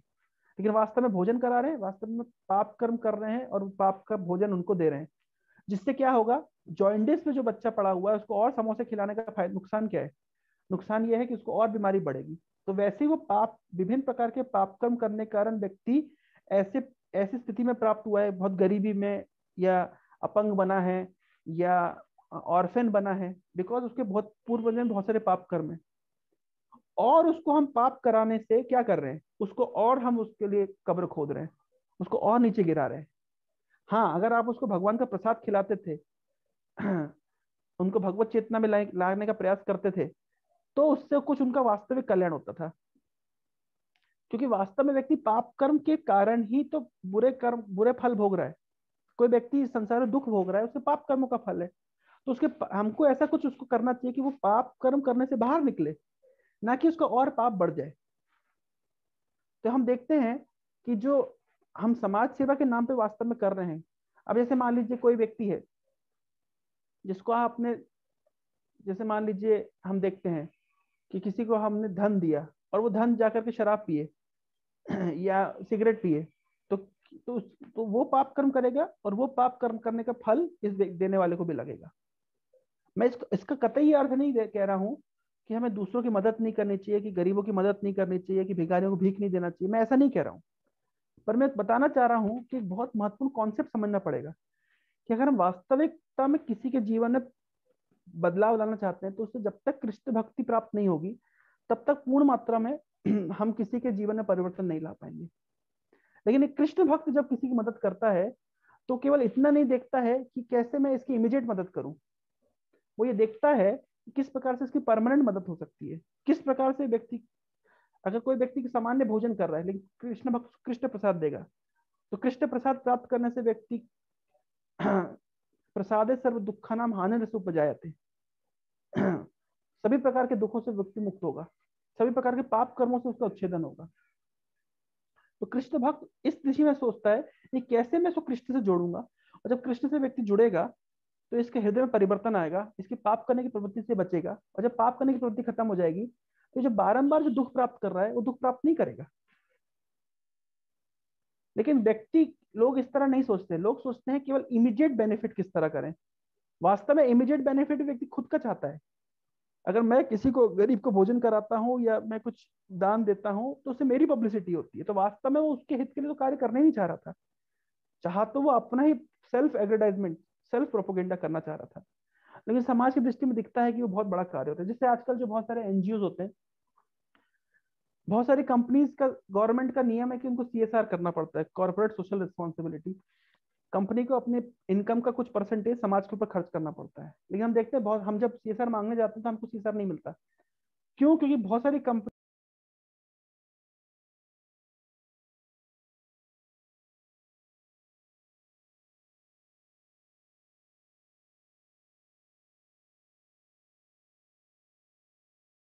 सर आवाज नहीं आ रहा। हरे कृष्णा, आवाज आ रही है? हरे कृष्ण प्रभु हाँ जी। प्रभु। तो मैं कह रहा हूँ कि CSR गवर्नमेंट का नियम है कि कंपनीज को अपनी इनकम का कुछ परसेंटेज खर्च करना पड़ता है समाज के कार्य के लिए। लेकिन हम देखते हैं कि बहुत सारे कंपनीज ने क्या किया है, अपने पर्सनल एनजीओ बना लिए हैं और वो पैसे को वहीं पे रिवॉल्व कर देते हैं, रोटेट कर देते हैं। तो उससे क्या होता है, वो दिखाते हैं कि उन्होंने 100 रुपए खर्च किए, लेकिन वास्तव में 5 रुपए खर्च करते हैं और 95 रुपए उनके पॉकेट में जाता है। तो दिखने में लगता है और अवसर लगता है कि बहुत CSR हो रहा है, बहुत कंपनी देखो गरीबों की मदद कर रही है, लेकिन प्रैक्टिकल ग्राउंड में वास्तव में कितने लोग कितनी मदद कर पा रहे हैं। तो ये एक बहुत ही मतलब क्या बोलना चाहिए इसको, मिथ्या आडंबर चल रहा है। मैं एक प्रैक्टिकल उदाहरण देता हूँ कि कैसे लोग मदद होती है। कुछ दिनों पहले, आज से लगभग 2 साल 2.5 साल 3 साल पहले की घटना मैं आपको बता रहा हूँ। तो हम लोग CT कॉलेज के सामने देखे थे, बड़ा एक मजाकिया सीन था। बच्चों ने रैली निकाली, एंटी एंटी टोबैको रैली। किसी किसी NGO ने उसको ऑर्गेनाइज किया था, एंटी टोबैको रैली। तो सबकी टी शर्ट पे लिखा है एंटी टोबैको एंटी टोबैको। तो एंटी टोबैको रैली निकाली, तो 2 4 5 किलोमीटर मैराथन करके आए। अब जब थक गए तो चाय की गुमटी में आकर के चाय पी रहे हैं और वैसे बीड़ी सिगरेट पी रहे हैं बच्चे। तो मैं देखा टी शर्ट पे लिखा है एंटी टोबैको। रैली निकाली, फोटो खिंचा ली, न्यूज वाले मीडिया वाले फोटो लेके चले गए, अब अपनी यथास्थिति में वापस आ गए। तो इससे हम समझ सकते हैं ये दूसरों को दिखाने के लिए, हाँ, हम एंटी टोबैको रैली में गए थे और इस प्रकार से हमने समाज के लिए हम कुछ कार्य कर रहे हैं, लेकिन प्रैक्टिकल ग्राउंड में जिस व्यक्ति का हृदय शुद्ध नहीं है, जो खुद का कल्याण नहीं कर सकता, समाज का क्या कल्याण करेगा? जो खुद इतना गर्त में है, जो खुद इतना बंधा हुआ है, वो समाज के लिए क्या करेगा? तो ये जो सामाजिक कल्याण के नाम पे जो ये जो ड्रामा चल रहा है संसार में, ये बहुत बड़ा ड्रामा है और लोग इसको सीरियस समझते हैं कि मैं समाज के लिए कुछ कर रहा हूँ। हमें ऑनेस्ट क्वेश्चन पूछना चाहिए, क्या मैं अपनी काम वासना से मुक्त हुआ हूँ? क्या मैं अपने क्रोध से मुक्त हो रहा हूँ? क्या मेरी बैड हैबिट से मुक्त हुआ हूँ? तो हम क्या दूसरे को बैड हैबिट से मुक्त करेंगे? अब कृष्ण कृष्ण भावनामृत आंदोलन किस प्रकार से प्रैक्टिकली समाज के कार्य में मदद करता है, अब देखिए जरा। मान लीजिए अगर पूरे देश में हमारे 10 लाख डिवोटीज हैं, तो कम से कम 10 लाख डिवोटी शराब नहीं पीते, कम से कम 10 लाख डिवोटी नशा नहीं करते, कम से कम 10 लाख डिवोटी जुआ नहीं खेलते, कम से कम 10 lakh devotee illicit sexual affairs में नहीं है। इतना लाभ तो हुआ। अब ये 10 लाख डिवोटी अगर एक भक्त एक व्यक्ति को प्रचार करता है, तो ये 10 लाख डिवोटी 20 लाख डिवोटी को प्रचार, 10 लाख डिवोटी 10 लाख डिवोटी को प्रचार करेंगे। तो समाज का कुछ कल्याण हो रहा है कि नहीं हो रहा है प्रैक्टिकल ग्राउंड में? बाकी बड़ा बड़ा कल्याण कार्य जो इस्कॉन कर रहा है वो छोड़ दीजिए, प्रैक्टिकल ग्राउंड में देखिए कि 4 नियम पालन करना क्या समाज का बहुत बड़ा कल्याण का मार्ग नहीं है? इतना ही नहीं, आप आश्चर्य देखिए, आश्चर्य की बात है कि जो प्रोपोगेंडा चलता है समाज के कल्याण के नाम पे, लेकिन प्रैक्टिकल ग्राउंड पे केवल चीटिंग। कई उदाहरण इसके हम और ले सकते हैं। जैसे मान लीजिए जो कंपनी सिगरेट बनाती है, वही कंपनी का सबसे बड़ा शेयर होता है कैंसर हॉस्पिटल्स का। वो कंपनी जो सिगरेट बनाती है वो टारगेट करती है कि 13 से लेकर 18 साल के एज ग्रुप के बच्चों को टारगेट करती है कि अगर ये बच्चे सिगरेट पीना शुरू करेंगे, ये लाइफ लॉन्ग कस्टमर बनेंगे। कितने बड़ी चीटिंग है। फिर वही कंपनी का सबसे बड़ा शेयर होता है कैंसर हॉस्पिटल्स का, कि यहाँ पे जब व्यक्ति सिगरेट पिएगा आगे चल कैंसर होगा, तो सिगरेट बेच करके उसको आप पहले तो उसको एडिक्ट बना दीजिए, उसको तबाह कर दीजिए, फिर उससे पैसा लूटिए, फिर वो कैंसर हॉस्पिटल जाके पैसा ले देगा। तो कितना बड़ा चेन है ये। सरकार कहती है कि हम शराब रोकना चाहते हैं, लेकिन सरकार को क्योंकि शराब, आप देखिए लास्ट ईयर जब लॉकडाउन खुला था, सबसे पहले शराब की दुकानें खोली थी। तो ये जो सामाजिक कल्याण के नाम पे जो प्रोपोगेंडा चल रहा है कि हम समाज के बारे में सोचते हैं, विचार करते हैं, उसके कुछ सही मार्ग पर लाने, जब तक हमारा हृदय शुद्ध नहीं है, वास्तव में हम किसी की वास्तविक सेवा नहीं कर सकते। जब तक हमारा हृदय खुद का हृदय शुद्ध नहीं है, हम वास्तविक समाज कार्य नहीं कर सकते। तो वास्तविक समाज कार्य है इस कृष्ण भक्ति आंदोलन का प्रचार प्रसार करना। इसके बिना सारे समाज कार्य वास्तव में फेल है। इस विषय में तो कई घंटों बोला जा सकता है, बहुत सारे प्रैक्टिकल उदाहरण है, लेकिन हमको इतना समझना पड़ेगा, हम जो बोल रहे हैं मानव सेवा माधव सेवा है, तो वास्तव में मानव की कोई सेवा नहीं करता। सेवा हर व्यक्ति अपने निजी लाभ चाहता है, तो इससे माधव प्रसन्न नहीं होगा। हाँ, लेकिन कोई व्यक्ति अगर वास्तविक रूप से माधव की सेवा में लगा हुआ है, तो वास्तव में वो जन कल्याण के विषय में सोचेगा। मैं एक एक छोटा सा विचार रख के अपनी कथा को विराम दूंगा। इस श्लोक में बहुत कुछ है सीखने का, लेकिन हम इस बात को और कंप्लीट करेंगे। श्रीमद् भागवतम को उदाहरण मिलता है। श्रीमद् भागवतम में 8वें स्कंद में वर्णन मिलता है किस प्रकार समुद्र मंथन हुआ, और समुद्र मंथन के बाद में विष बाहर निकला। और जब विष बाहर निकला तो सभी देवता और असुर सोच रहे कि विष कौन कहाँ जाएगा, कौन इसको रखेगा, क्योंकि एक इस इतने भयावह विष की एक बूंद भी पूरे संसार को तबाह करने के लिए पर्याप्त थी। उस समय भगवान विष्णु के आदेश से भगवान शिव ने उस विष को धारण किया और उनके गले में रख लिया। उनका नाम पड़ा नीलकंठ। उनका कंठ नीला पड़ गया, इतना जहरीला विष था। वो विष भगवान ने बाहर फेंकते तो बाहर के जीव मरते, और भगवान शिव के गर्भ के अंदर, पेट के अंदर भी अनंत कोटि ब्रह्मांड है, तो विष अगर अंदर ले जाते तो अंदर भी इतने जीवात्मा सब नष्ट हो जाती। तो इसलिए भगवान ने उस विष को अपने हलाहल विष को अपने कंठ में स्थापित कर लिया, इसलिए उनका नाम हो गया नीलकंठ। तो शिव जी के विषय में सुखदेव गोस्वामी टिप्पणी कर रहे हैं। श्रीमद् भागवतम में आता है श्लोक। सुखदेव गोस्वामी कह रहे हैं, तप्यंत लोक तापेना साधव परेशो जना परम आराधनम तद्धि पुरुषस्य अखिलात्मना। तप्यंत लोक तापेना, इस संसार के लोग तप रहे हैं, जल रहे हैं, झुलस रहे हैं। तप्यंत लोक तापेना साधव परेशो जना, लेकिन साधु लोग उनके दुख को देख करके उनका हृदय द्रवित होता है। वो विचार करते किस प्रकार से संसार के तपते हुए, झुलसते हुए लोगों के जीवन में कुछ कर सकते हैं। तप्यंत लोकतापेन साधव परेशोजना परम आराधनम तद्धि पुरुषस्य अखिलात्मना। तो इन तपते हुए इस संसार में जो लोग झुलस रहे हैं, ऐसे तपते हुए लोगों के जीवन में अगर कोई व्यक्ति उनके ताप को मिटाने के लिए प्रयास करता है, तो वास्तव में वह भगवान हरि की सबसे बड़ी आराधना है। तो भगवान हरि की सबसे बड़ी आराधना क्या है कि संसार के लोग झुलस रहे हैं, विभिन्न प्रकार के पाप कर्मों के फल स्वरूप इस संसार के लोग पूरी तरीके से क्षीण हो चुके हैं, जल चुके हैं, झुलस रहे हैं आग के अंदर। सकल योनिषु दह्य माना, प्रहलाद महाराज कह रहे हैं, इस संसार के लोग सारी योनियां दह्य माना, झुलस रही है। लेकिन कोई व्यक्ति अगर इनके ताप को दूर करने का प्रयास करता है, तो वास्तव में ये प्रयास ही भगवान हरि की सबसे बड़ी आराधना है। तो सबसे बड़ी आराधना भगवान को अगरबत्ती दिखाना, घंटी बजाना नहीं, सबसे बड़ी आराधना है इस संसार के लोगों के ताप को दूर करना। लेकिन वो ताप को कैसे दूर किया जा सकता है?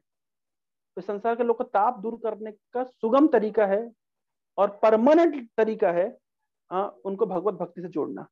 गोपियां कहती हैं, तब कथामृतम तप्त जीवनम कवि भीड़िदितम कल्मषाप हम श्रवण मंगलम श्रीमदाततम भुवि गृह्णन्ति जे भूरिदा जना। गोपी कह रही तब कथामृतम, भगवान आपकी जो कथा है वो अमृत के समान है। तब कथामृतम, और तप्त जीवनम, और हमारा जीवन तप रहा है, तप्त जीवनम कवि भीड़ितम कल्मषापम। और कवि लोग कहते हैं, जो बुद्धिमान लोग हैं, जो ज्ञानी जन हैं, वो कहते हैं कि जो आपकी कथा है वो कल्मषापहम, वो सभी प्रकार के कल्मश से हमारे हृदय को मुक्त कर सकती है। हम तप क्यों रहे हैं? क्योंकि हमारे हृदय में कल्मश है, हमारे हृदय में पाप के बीज हैं, इस कारण से हम पाप कर्म प्रवृत्त होते हैं। उन पापों के फल स्वरूप इस संसार में हम तप रहे हैं, त्रिताप की आग में हम तप रहे हैं। तो बोले तब कथामृतम, आपकी कथा अमृत के समान है और हमारा जीवन तप रहा है। तो कभी लोग कहते हैं कि आपकी जो कथा है वो कल्मषापहम, सभी प्रकार के कल्मश से हमको मुक्त करती है। श्रवण मंगलम, आपकी कथा को सुनने मात्र से मंगल होता है, श्रवण मंगलम श्रीमदाततम, आपकी कथा सबसे सुंदर है। और भूवि गृह्णन्ति जे भूरिदा जना, और जो वास्तव में आपकी कथा रूपी अमृत का वितरण करता है, प्रचार प्रसार करता है, वो सबसे बड़ा दानी है, वो सबसे बड़ा महात्मा है। भूरिदा जना, वो सबसे बड़ा दानी है जो आपकी कथा रूपी अमृत का वितरण कर रहा है। भोजन वितरण करता है, अच्छी बात है, कपड़ा वितरण करता है सर्दी के मौसम में, अच्छी बात है, कंबल बांटता है, अच्छी बात है, लेकिन जो आपकी कथा रूपी अमृत का दान कर रहा है वो सबसे बड़ा कार्य कर रहा है। क्यों? क्योंकि ये सब कार्य से टेम्पररी सोल्यूशन मिलेगा, कपड़ा बांट दोगे, भोजन बांट दोगे, कितने दिन बांटोगे? आज बांटोगे, कल बांटोगे, 2 4 10 दिन बांटोगे, कम कुछ दिन का सॉल्यूशन मिलेगा। लेकिन आपकी कथा रूपी अमृत में जो बांटेगा और जो आपकी कथा रूपी अमृत को पान करेगा वो अमर हो जाएगा। वो इस संसार के जन्म मृत्यु के चक्र से निकल करके आपके धाम वैकुंठ में प्रवेश करेगा, जहां कोई कुंठा नहीं है। एक लास्ट उदाहरण देकर के मैं अपने वक्तव्य को विराम दूंगा, समय काफी हो चुका है। भाई एक छोटा बच्चा था, वो मेले में रो रहा था, तो 4 दोस्त गए, तो चारों दोस्तों ने देखा कि ये रो रहा है बच्चा। तो एक बच्चे ने सोचा ये रो क्यों रहा है, इसलिए रो रहा है शायद इसको भूख लगी है। तो उस लड़के ने इस बच्चे को पॉपकॉर्न खिलाया। तो बच्चा थोड़ी देर पॉपकॉर्न खाता है फेंक देता है। फिर उसके बाद में दूसरा बच्चा देखता है, अरे ये रो रहा है, फिर रोने लगा, क्यों रो रहा है? शायद उसको झूला झूलना है, तो उसको झूले में झूलाता है। थोड़ी देर झूले में बच्चा झूलता है, लेकिन फिर रोने लगता है। तीसरे बच्चे ने देखा कि शायद इसको कोई खिलौना चाहिए, कुछ गुब्बारा, बैलून चाहिए, तो बैलून खरीद के देता है। बच्चा वो बैलून से खेलता है, फिर छोड़ देता है, रोने लगता है। चौथे बच्चे ने सोचा कि रो क्यों रहा है, इसको गुब्बारा दिया तब भी रो रहा है, इसको झूले पे झुलाया तब भी रो रहा है, इसको पॉपकॉर्न खिलाया तब भी रो रहा है, रो क्यों रहा है? इसके रोने का वास्तविक कारण यह है कि अपने पिता से बिछड़ गया है। अब ये चौथा लड़का क्या करता है, बूथ पे जाता है, सिक्योरिटी को इन्फॉर्म करता है, पुलिस को इन्फॉर्म करता है, अनाउंस करता है, पिताजी खोजते हुए इस बच्चे के पास आ जाते हैं। और ये चौथा लड़का इस बच्चे को उसके पिताजी से जोड़ देता है। और जब जोड़ देता है तो क्या होगा, अब इस बच्चे का रोना बंद हो गया। अब ना केवल रोना बंद हो गया, अगर इस बच्चे को पॉपकॉर्न चाहिए कौन देगा? पिताजी देंगे। अगर इस बच्चे को झूला झूलना है कौन देगा? पिताजी। अगर इस बच्चे को गुब्बारा चाहिए, बैलून चाहिए, खिलौना चाहिए, कौन देगा? पिताजी। तो तीनों ने मदद करने की प्रयास करी, तीनों ने कल्याण का मार्ग अपनाया, किसी ने भी गलत नहीं किया। लेकिन वास्तविक कल्याण का मार्ग किसने अपनाया? जिस व्यक्ति ने इस बच्चे को उसके पिता से जोड़ दिया। तो हाँ, ये बात सच है कि समाज में सभी लोग कल्याण के मार्ग में लगे हुए हैं, किसी ना किसी कल्याण करने का प्रयास कर रहे हैं, लेकिन उस वास्तव में जानते नहीं कल्याण कैसे किया जाता है। जैसे ये व्यक्ति नहीं जानते कि चिकन खिलाने से उन बच्चों को कल्याण नहीं हो रहा है, चिकन खिलाने मात्र से उनकी चेतना और धूमिल होगी और इससे और वो उनको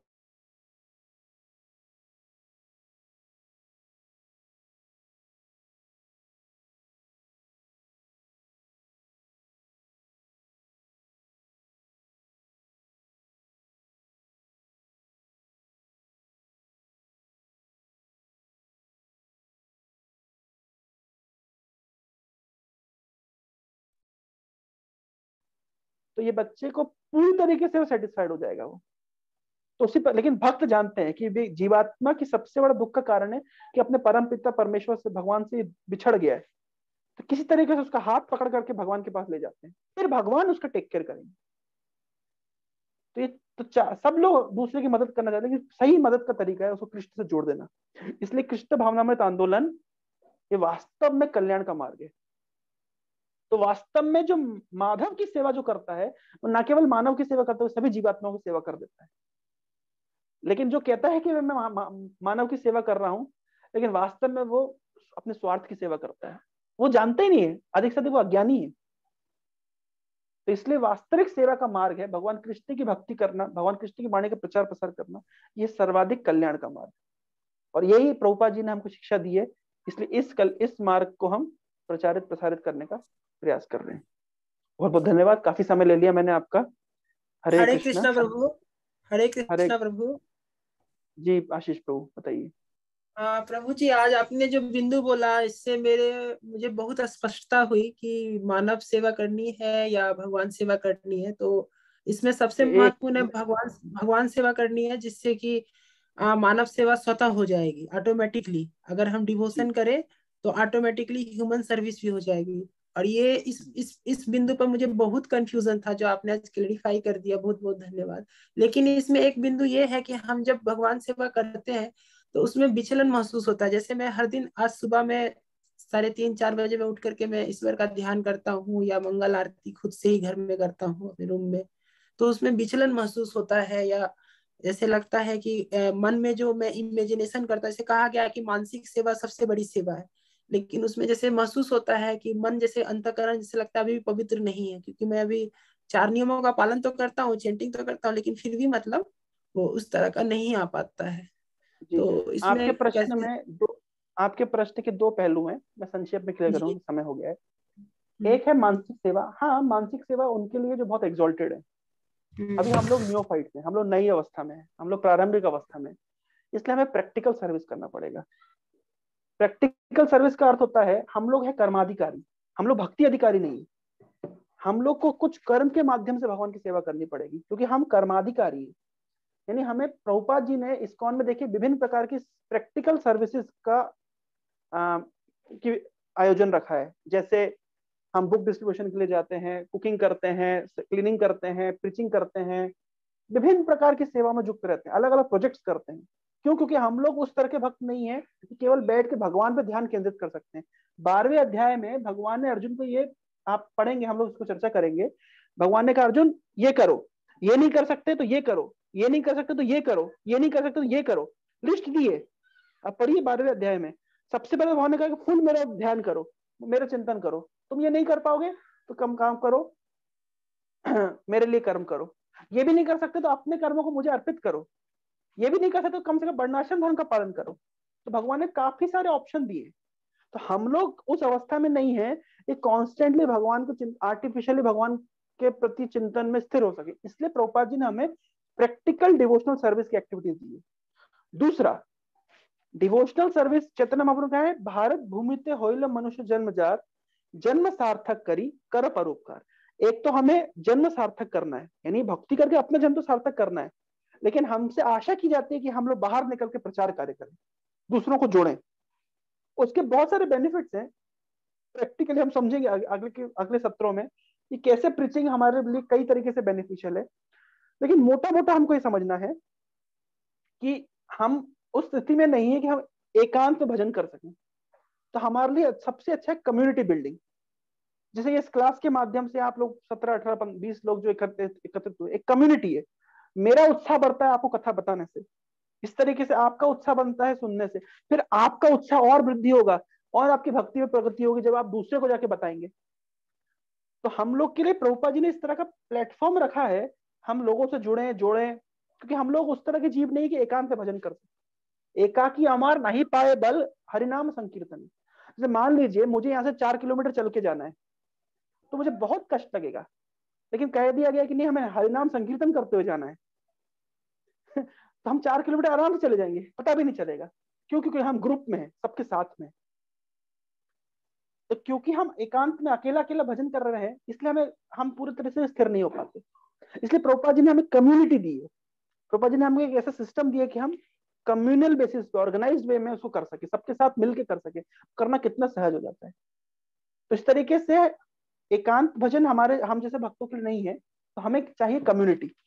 तो हर व्यक्ति से आशा की जाती है कि अपनी कम्युनिटी बिल्डअप करें। जैसे मान लीजिए मैं आप लोगों के साथ एक कम्युनिटी बनाया, आप ऐसे 2-3-4 लोगों के साथ एक कम्युनिटी बना सकते हैं जो आपसे सुनेंगे, आपकी कम्युनिटी होगी जिनके साथ आप शेयर कर सकते हैं, आदान प्रदान कर सकते हैं। एक लास्ट उदाहरण देता हूँ। मान लीजिए आप भगवत गीता पढ़ रहे हैं, तो भगवत गीता आप अकेले पढ़ रहे हैं, आप 5%, 10%, 15% समझेंगे। लेकिन आप भगवत गीता डिस्कस कर रहे हैं, पढ़ रहे हैं, शेयर कर रहे हैं आपस में, तो आप 50% ज्यादा समझेंगे, सीखेंगे। शेयर करने से, डिस्कस करने से रिलेशन भी बढ़ता है। भगवान 9वें अध्याय में ये बात बोल रहे हैं, 10वें अध्याय में 9वें नंबर श्लोक में ये बात बोल रहे हैं। दूसरी बात, नॉलेज बढ़ती है, शेयरिंग से टेस्ट बढ़ता है, इंक्लिनेशन बढ़ता है, इंटरेस्ट बढ़ता है, उत्साह बढ़ता है और रिलाइज भी ज्यादा होता है। देखिए कितना सही सिस्टम हमको प्रभुपाद जी ने दिया है, जो भगवान ने गीता में कहा उसको प्रैक्टिकल सीखो, प्रचार करो, जा रहे देखे तारे कहे कृष्ण उपदेश। तो ये हमको समझना पड़ता है। वास्तव में सेवा का अर्थ है भगवान की इस उपदेश को दूसरों को तक लेके जाना। ठीक है आशीष प्रभु, इस सेवा में हमको स्थित होना है। यस और प्रभु ये जी, मैं हमको, आपकी बात इससे हमको रिलेशन भी बढ़ेगा, स्वाद बढ़ेगा, हमारा आनंद बढ़ेगा। एक शब्दों में कहा जाए तो एसोसिएशन होना चाहिए डिवोटीज के साथ। जी, मेरा कहना है डिवोटीज के साथ एसोसिएशन होना चाहिए। आपके पास एक ऐसा संघ होना चाहिए जिसके साथ आप शेयर कर सके। जैसे आपने कुछ कथा सुनी, आपने कुछ पढ़ा, तो आपके पास ऐसे 2-4 लोग होने चाहिए जिनको आप सुना सके। तो उससे आपका उत्साह बना रहेगा, उससे आपका फोकस बना रहेगा भक्ति में। ये मैं कहना चाह रहा हूँ। आपके फ्रेंड्स हो सकते हैं, जूनियर्स हो सकते हैं, पारिवारिक लोग हो सकते हैं। जैसे मेरे परिवार और दोस्त हैं सब, हाँ, इस मुझे तरीके हरे से कृष्णा कम्युनिटी। बोलते हाँ, हैं, जी, ये नॉलेज आप उनके साथ सभी शेयर लोग करेंगे मुझे तो हरे आपको कृष्णा ज्यादा। बोलते हैं, अब मैं अपने स्टेटस कई दोस्त जी जी प्रभु। ये आज ठीक मेरे है। बोध में बहुत, आज मेरे बोध में बहुत वृद्धि हुई प्रभु जी, बहुत वृद्धि हुई, स्पष्टता आई मेरी समझ में। आशा करता हूँ कि इसका लाभ मिलेगा मुझे और दूसरों को भी मैं दूंगा। हरे कृष्णा। तो बहुत बहुत धन्यवाद, आप सभी समय निकल के, मैं 22 मिनट ज्यादा 23 मिनट ज्यादा ले लिया, मुझे क्षमा करिएगा। हरे कृष्णा। ग्रंथराज भगवद गीता यथारूप की जय। जगत गुरु श्रील प्रभुपाद की जय। गौर प्रेमानंदे। हरि हरि बोल।